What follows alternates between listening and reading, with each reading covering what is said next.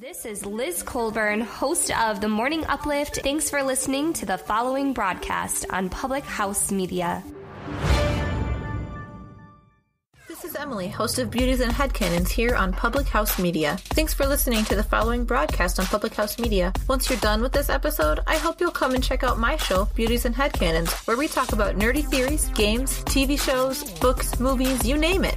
We're here to talk nerdy to you. A new show comes out every Friday. Don't forget to subscribe on iTunes so you never miss an episode of Beauties and Headcanons. Thanks again for checking out the following broadcast on Public House Media. But if 3 billboards is there and Beauty and the Beast just it creeps. Okay, how am I even gonna start this thing? Okay, a joke. We could start with a joke. Okay, here. Harvey Weinstein walks into a bar. Nope, we can't start him with that. Cannot do that. Okay. Man, there's nothing I love more than writing top 10s lists, but sometimes it's just so hard to figure out which contenders go to the right spots, especially when figuring out which is the best piece of 2-hour visual entertainment of the year, simultaneously dealing with an existential crisis of another year fading away into oblivion.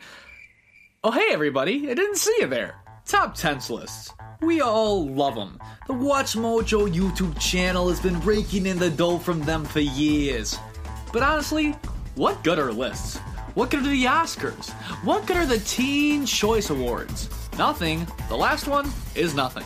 But seriously, maybe it's just an opportunity for the Hollywood elite to pat each other on the back. Oh, your work was so debonair. Oh, hush you, my work couldn't even compete with yours. At least we're not normal people. We live incredibly empty lives, don't we? Alright, maybe not that far. Maybe we're just competitive by nature. Well, this is better than this, and this is better than that, and I'm right and you're wrong. Nana, nana, boo, boo. Oh, how I live such an empty life. Man, kicking this year off really dark. There's probably some psychological reason of why we love rankings, winners, and losers. I think all of these awards and lists actually have a pretty positive aspect in them. There's something cool about seeing a piece of art, considering how it makes you feel, then considering how other people felt about them, and finding out which one is deemed the best by an academy of people in their field. It opens up the conversation about cinema or whatever award show it's for. We might not agree, but it opens up a conversation. Well, what was better, La La Land or Moonlight? Who really gave a better performance? Was it the big and loud one, or the subtle, quiet one? And trust me when I say this, none of you were going to see Lion before you heard it was nominated for Best Picture. Conversation helps us connect to each other and grow. And let's be honest, it's just so much fun to be a part of a show. But sometimes we feel disconnected from the show. We see all of the Hollywood elites watching the Oscars, Golden Globes, laughing and having fun. But nay, that's not what we're doing here. For this episode of Cinema Stories, put on your tuxedos and dresses, be ready to protest something, and let's hand out my prestigious awards, the CINES, or the movies that sucked the least this year. My name is Sam Kirby, I'm with Public House Media, and this is Cinema Stories, the show where we talk movie and TV news and reviews. Welcome to the first annual CINES, the glamorous award show where we talk the 10 best films of the year. Let's talk about the past and look to the future. I'm in a tuxedo t-shirt because I want to seem like a host who has a casual class, but a subtle sense of humor that makes them somewhat charming and likable, but overall everyone thinks is pretty stupid. I'll be your MC tonight as we talk the 10 best films of the year. Hit the lights, let's do it! For the record, I've seen 51 new releases this year. That being said, there are films that probably would have made my list, like Lady Bird, I, Tonya, and The Post, but I didn't get to them, and I had to cut off somewhere. Now remember that these are my personal picks. You guys probably have an entirely different list. That's awesome. But for my criteria plus personal connection, these are my best films of the year. Let's start off with my 10 honorable mentions in no specific order. Beauty and the Beast 2017. I love the original, and I have a lot of personal connections to this film. It's an enjoyable time. The updates of the songs Gaston and Be Our Guest are memorable, as well as the performances. It's just a fun time. The Shape of Water. A bit too weird for my liking, which is odd for me because I usually love weird filmmaking. Masterfully directed, great performances by Sally Hawkins and Michael Shannon. Not my cup of tea, but terrifically made. The Disaster Artist. I've talked about this film previously in my review. It's an interesting look at friendship and the making of the worst movie ever made. Franco gives fine direction, but owns this film as Tommy Wiseau. Spider-Man Homecoming. Spidey feels like Spidey again. One of the better MCU films, capturing what makes Spider-Man so relatable. A comedy overall, and a fresh break in the MCU. Holland is an amazing Spider-Man. The villain is strong and the twist is shocking. A great superhero flick. The Lego Batman Movie, a spoof on the Batman mythos, serving as a great kids film as well as one of the best parody movies in recent memory. Which isn't that hard. I'm looking at you, Haunted House 2. An hour and a half of fast-paced, sugary joy with sharp jokes. Perfect for any self-serious Batman fan. War for the Planet of the Apes. The third entrance in the strong modern Apes franchise. Not a war film, but a character study in one of today's great characters of Caesar. Not the best in the series, but Serkis is amazing in the lead, and the effects on him are second to none. A dark, proper send-off to a new classic trilogy. Dunkirk. Christopher Nolan's war epic is brilliantly directed with terrific sound design. It has a unique structure and all of the trademarks we've come to expect from the acclaimed director. The finale is moving and the film is an adrenaline rush in action and suspense. 3 Billboards Outside Ebbing, Missouri. We're getting to the section of the list of movies that pain me to leave off the top 10. A manic analysis of hatred and the psychology of holding grudges. Great performances all around, an absorbing plot with solid direction and cinematography. Star Wars The Last Jedi. I felt ashamed not having this on my list. One of the riskiest Star Wars films to date, kicking out the old and bringing in the new, not with total success, but with nobility. The best cinematography in the series, the characters and the themes contribute to the overall story, a truly epic Star Wars film. Guardians of the Galaxy Volume 2. My final honorable mention, a sadly underrated film, offering a look into family life better than any previous Fast and Furious flick. Guardians 2 brings back the same iconic characters, loading more emotion than any other MCU project. The actors are all great, the action sequence is epic, and the soundtrack is perfect for the film. And better than the first, in my opinion. The characters are brilliant, and I love what it has to say about loved ones and family overall. The film is on par with the first, and is the best MCU flick of the year. Now that my honorable mentions are out of the way, let's get down to business. These are my top 10 favorite flicks of the year. Rolla molesta, and here we go. My number 10 pick is Logan Lucky.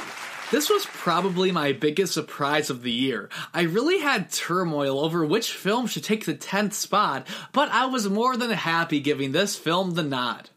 Starring Daniel Craig, Channing Tatum, Adam Driver, Katie Holmes, and more. This film was a hilarious time throughout, but I didn't expect to feel so much emotion by the end. The comedy is so weird, but it's surprisingly effective. Just the execution of scenes, the zaniness in them. Like a bartender with one arm. What? It's a rare look into life in the South. Every performance is terrific in the film, yet has an abundance of humor. The movie is directed by Steven Soderbergh. Logan Lucky is a well-paced, unique film with an abundance of comedy and heart. It was a huge surprise this year with some of the best performances. I'm happy to put Logan Lucky, a film that grew on me and stuck with me, as my 10th pick. My number 9 pick is Split. I think this film hit me so hard for a plethora of reasons. Though he fell on hard times, director M. Night Shyamalan is a great talent. I love his recent small, underrated horror film, The Visit, with a crazy scene involving a face and a diaper. What? I also loved his hipster, meta, before it was cool superhero film Unbreakable from 2002. Split was a creepy film in its own right, with disturbing yet creative visuals, a phenomenal performance from James McAvoy, and a compelling story. The film was solid on its own, but when the twist comes, oh my friggity flip. If you understood the twist, it blew your mind. Everything before in the film is flipped completely on its head, with new meaning. Just an awesome theater experience. My 8th pick is The Big Sick. Another film that really surprised me. I was expecting your basic run-of-the-mill romantic comedy, but what I got was really shocking. Kumail Nanjiani is a comedic powerhouse. At first the film seems like your basic rom-com, but then something happens, where it deviates and becomes something deeper, realer, and more impactful. Ray Romano and Holly Hunt give effective performances. Based on a true story, The Big Sick is a refreshing romantic film with realism, humor, and life. It's downright hilarious, and it's one of my biggest recommendations of the year. Speaking of realism, my next film is The Florida Project. I talked about this film a lot in my review on my second episode of Cinema Stories, where we talk movie and TV news and reviews. You can buy your Sam Kirby merchandise at. One shameless plug later. And that's how the Porgs cured leprosy. Anyway, The Florida Project is a terrific film from the perspective of kids living in a Florida motel outside of Disneyland. This movie captures the starkly realistic circumstances of underprivileged young people in our society. It makes us question what makes a good parent and how we should treat people we may be responsible for. It's an interesting look at teen parentage with unsettling realism, giving into a magical final 60 seconds. A strong film with great performances, excellent cinematography, and a subtle story. Get Out is my 6th best film of the year. I'm a huge fan of the comedy duo Key and Peele. They're the guys who do the funny football name sketches and the Aaron substitute teacher sketch. When I heard that Jordan Peele was going to direct a horror movie, I was like, okay? I saw it, and I liked it a lot. It was a fresh thriller with comedy and social commentary. But then I went back, and I saw all of the foreshadowing, the meticulous care for the story, and the subtlety of the performances. Daniel Kaluuya gives an amazing performance. The man is British, and you can never even tell. Jordan Peele is Hitchcockian in direction. The suspense is palpable throughout. You never truly know what's going on. You think you know, but then it's revealed, and the ending totally flips your expectations. Get Out surprised me a lot. I was expecting a decent film from a funny guy, and I got a masterpiece in subtlety and suspense. My 5th best film of the year is Wind River. Now, I'm a big baseball guy, and if you know anything about baseball, Wind River is like your perfect pinch hitter. You know what you're gonna get. He's in, he's out, he gets the job done. Wind River was a short yet heart-wrenching flick with a dramatic turn from Jeremy Renner. The final message that flashes on the screen is devastating. The script doesn't pull punches. It's suspenseful and well-written, which is what I expected from the guy who wrote 2016's Hell or High Water. Wind River is the most effective film of the year, with disturbing imagery, true stakes, and a satisfying conclusion. My number 4 pick is Baby Driver.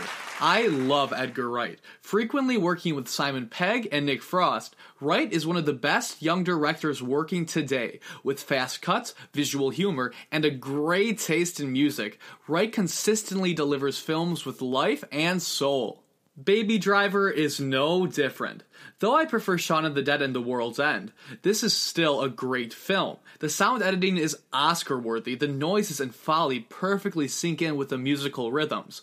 The one shot during the opening credits is clever, artful, and flat-out fun. The main relationship and many other elements feel like a callback to old action films. The soundtrack fits the film perfectly. The best way to describe this movie is full of life. I definitely recommend it to anyone who hasn't seen the small action masterpiece. Number 3. When the first trailer for Logan dropped with the Johnny Cash cover of Hurt, I saw something I didn't quite believe. I had heard this was going to be Hugh Jackman's final appearance as Wolverine, and that the film was going to be dark and R-rated. I texted my friend Ethan, and I said, this film is going to be on the same level as The Dark Knight. Trust me. I was expecting greatness. What I was not expecting was Logan, delivering a solid superhero film with true emotion, borrowing from the noir and western genres to mold not just a solid film, but one that separates itself from all other superhero movies. Logan is a caring send-off to one of the most iconic characters in comics history. The blending of genres, the slow build, its unabashedness to venture into new territory. Logan is the riskiest comic book film to date, and one of, if not the very best. The second best film of 2017 is A Ghost Story. Out of all the films that really shocked me by their quality, this film stands alone. The film's aspect ratio is much smaller than that of normal films that play at Cineplexes. At first I thought, hey, wow, look at this guy. The movie thinks he's cool. But as the film's message is told, it relates so well to its themes on isolation and time and love. With barely any dialogue, A Ghost Story was frustrating, heartbreaking, funny a little bit, and satisfying. After the film, I heard someone say, that sucked, what a waste of 2 hours. And I was thinking, no, please don't say that. The film is so low budget and quirky and has barely no dialogue, but it tackles loss, acceptance, and time like no film I've seen before. This is one of the best movies I've seen, and the second best of the year. I definitely recommend it, but know what you're getting into first. So what is the very best movie of the year? For those of you who don't know by the T-Pain style auto-tune back there, Blade Runner 2049. Now for those of you who are like, this is baloney, what in the heck is an Blade Runner? Please hear me out. The original Blade Runner film is a science fiction masterpiece, not understood in its day. The film was marketed as an action thriller, and come on, the name Blade Runner is an insanely cool, action-y name. Blade Runner is a neo-noir film which puts atmosphere and its thematic observations on life in front of the action. The production design, the cinematography, the film is great, but controversy has always surrounded the 1982 flick. Being a box office bomb, many different cuts of the film were released, arguments between Ridley Scott and Harrison Ford on if the main character, Rick Deckard, was indeed an android replicant. It's one of the greatest films ever made. The final cut at least, and one that should be sought out. Finally seeing Blade Runner a third time and truly appreciating it, I was super intrigued at a gorgeous yet mysterious trailer for a sequel, Blade Runner 2049. And to be honest, I was expecting a failure. Another film trying to recapture the magic, make some money on an intellectual property. I was expecting little content and a lot of money. I got the opposite. Now, trust me, the film bombed at the box office, which is pretty disappointing. I have no gripes with saying that Blade Runner 2049 is a masterpiece in every one of my criteria for a film. Directed by one of the best filmmakers working today, Denis Villeneuve, the film recaptures the magic of the original and does it better. Now, it's a long picture, no doubt. But the world is so real with the sound effects and the visuals and the character interactions. This world feels like it's been lived in and one that would come from the Blade Runner universe. The film again is a noir. Following Blade Runner replicant Agent K, he uncovers a mystery that may shake the world on how people view replicants. His boss orders him to find out more about this and destroy all that surrounds it in order to avoid panic. The journey he goes on is a well-constructed mystery which engages us with some of the best visuals in the last couple of decades and elaboration on the themes of the original. This film, more than any I have ever seen, truly tackles the human experience from the perspective of a machine. Every actor is incredible in the film, especially Ryan Gosling and Harrison Ford. Harrison Ford is 20 times better in this than he was in The Force Awakens, and I loved him in that. The cinematography by Roger Deakins is a shoo-in for the Oscar. Denis should get a nomination. Though it's long, I can't imagine anything being cut from it. The quiet final scene with Gosling on some snowy steps when the music builds is probably my favorite scene all year. Coming to an understanding of who you're meant to be and finding peace with it. I teared up. I could probably do a 40-minute review of the movie, but I'll spare you and just say this. Blade Runner 2049 improves upon the sci-fi classic, capturing the human experience more than any film I've ever seen, with symbolism, existentialist themes, masterful cinematography, and moving performances. Blade Runner 2049 is the best film of 2017. Okay, alright. Since Denis Villeneuve couldn't be here because he doesn't know I exist and probably could care less, I'll be accepting his award in his honor. Thank you. Wowza, that was a long list. But now it's time to be done with the old news of 2017 and bring in the new. These are today's Cinema Stories, the part of the show where we talk all about the recent movie and TV news in the entertainment industry.